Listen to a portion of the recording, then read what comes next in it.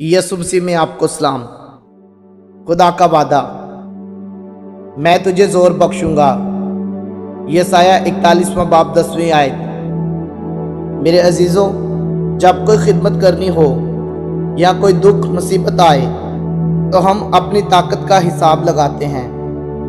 हमें पता चलता है कि हमारी ताकत हमारे अंदाजे और हमारी ज़रूरत से कम है, लेकिन चुनाचा हमारे पास ऐसा वादा मौजूद है, इसलिए हमारा दिल डूबने ना लगे, क्योंकि ये वादा उस सारी ताकत की ज़मानत है जिसकी हमें कभी भी ज़रूरत पड़ सकती है।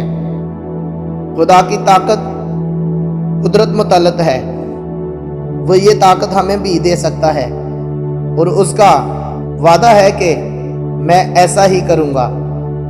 वो हमारी रूहों के लिए खुराक और हमारे दिलों के लिए सेहत होगी। इस तरह वो हमें ज़ोर बख्शेगा।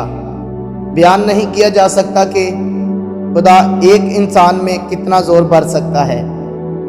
जब खुदा की कुव्वत आती है तो इंसानी कमज़ोरी रुकावट नहीं बन सकती। क्या हमें वो दिन याद नहीं जब सख्तियाँ और आजमाइशें आईं और हमें ऐसी ख़ास ताकत मिली कि हम खुद हैरान रह गए। ख़तरे के दरमियान हम पर सुकून थे।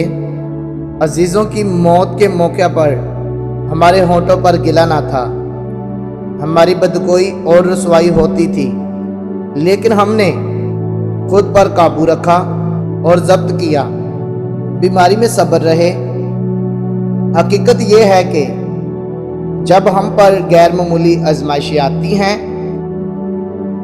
तो खुदा गैर मुतवक्का जोर बख्शता है।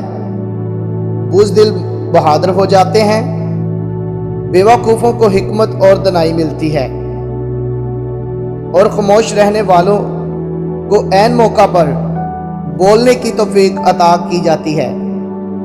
मैं अपनी कमज़ोरी से घबराता हूँ, मगर खुदा का वादा मुझे दिलेरी और जुर्रत अता करता है। आए खुदावंद, मुझे अपने कलाम के मुताबिक ज़ोर बख्श। आमीन।